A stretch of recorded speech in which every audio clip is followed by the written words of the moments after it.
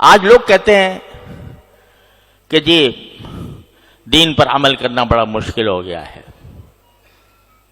سارا معاشرہ بگڑا ہوا ہے، رشوت کا بازار گرم ہے، ہم کاروبار کریں تو کیسے کریں، بغیر رشوت کے کام نہیں ہوتا،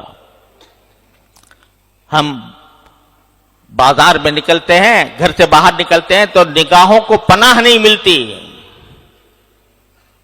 اور نگاہوں کو کیسے بچائیں؟ مجلسوں میں بیٹھتے ہیں تو غیبتیں شروع ہو جاتی ہیں، کیسے بچائیں جبکہ پوری مجلس جو ہے وہ غیبتوں سے گرم ہے؟ کیسے بچائیں؟ تقاضا ہوتا ہے نماز باجماعت کا، اور ہم ایسے ماحول میں رہ رہے ہیں جہاں کسی کو فکر نہیں ہے، تو ہمارے دل میں بھی رکاوٹیں پیدا ہو جاتی ہیں۔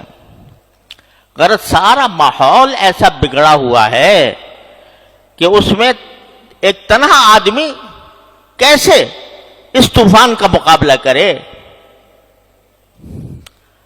تو یہ دعا اللہ تعالیٰ نے تلقین فرمائی، ارے بھائی اگر مشکل پیش آ رہی ہے، دشواری ہو رہی ہے، پریشانی ہو رہی ہے، تو کیوں ہم کو نہیں پکارتے؟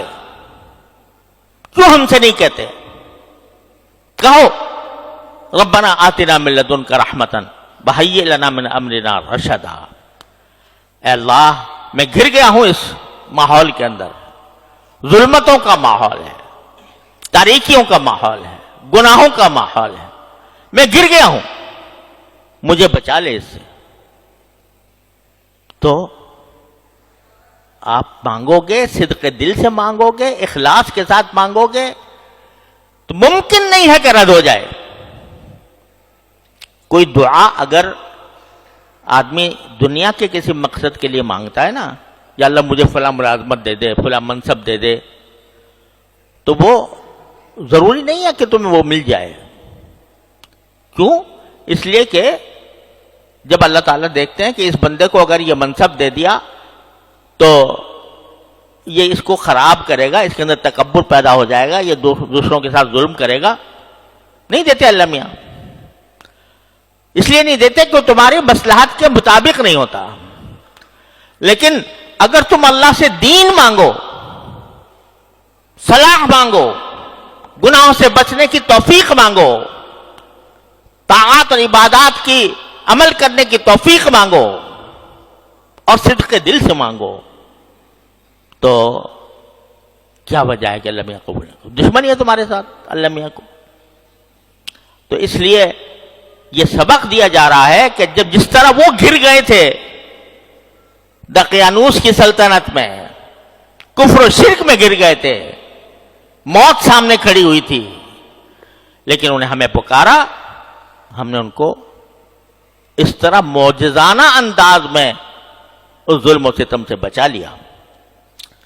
تو اس لیے جب کبھی یہ شیطان کا دھوکہ دل میں آئے کہ بھائی اگر بعض لوگ کہتے ہیں کہ جی اگر ہم صحابہ کرام کے زمانے میں پیدا ہوتے تو پھر ہمارے لیے دین پر چلنا آسان ہو جاتا، لیکن ہم تو ایسے 21ویں صدی میں پیدا ہوئے ہیں جہاں ہر طرف ظلمتیں بکھری ہوئی ہیں، تو کیسے دنیا سے لڑائی مول لیں؟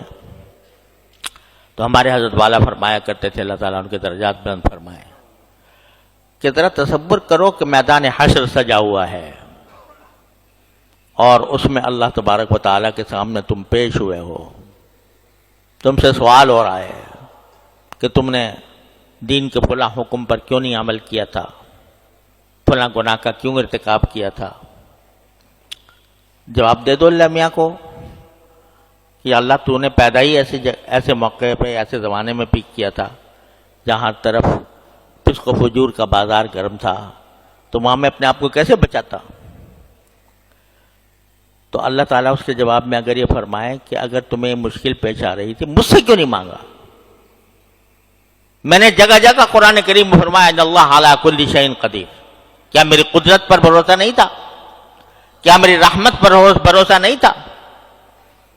کیوں نہیں مانگا مجھ سے؟ اخلاص کے ساتھ کیوں نہیں مانگا؟ کوئی جواب ہوگا؟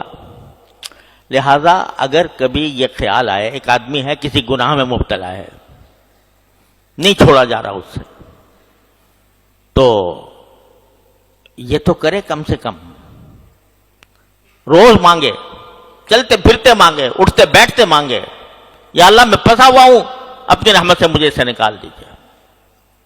کوشش بھی کرے اور اللہ سے مانگے بھی. دیکھو ان حضرات نے یہ نہیں کیا کہ وہیں بیٹھے رہتے اسی ماحول کے اندر اور ماحول میں بیٹھ کر مانگتے اللہ میاں سے کہ مجھے نکال دے ان میں سے. اپنی جتنی استطاعت تھی بھاگ کے غار میں گھس گئے. اتنا کر سکتے تھے نا، یہ اپنے حصے کا کام انہوں نے کر لیا، باقی اللہ پہ چھوڑ دیا. ربنا آتنا من لدنک رحمۃ وہی رحمت. یہی تم بھی کرو، جتنا تم سے ہو سکتا ہے اتنا قدم بڑھاؤ اور پھر اللہ کو پکارو، اپنے پروردگار کو پکارو، کہو ربنا آتنا من لدنک رحمۃ وہیئ لنا من امرنا رشدا. اس کے باوجود تو دیکھنا تم انشاءاللہ ثم انشاءاللہ تمہاری زندگی میں انقلاب آ جائے گا. اور اگر بالفرض نہ آیا جبکہ تم نے کوشش بھی جاری رکھی تھی اور اللہ سے مانگتے بھی رہے تھے، تو کم از کم اللہ میاں کے سامنے یہ کہنے کو تو ہوگا یا اللہ ہم نے تو مانگا تھا آپ سے، ہم نے کوشش بھی کی تھی، مانگا بھی تھا. تو اللہ میاں اس کو نامراد نہیں کرتے.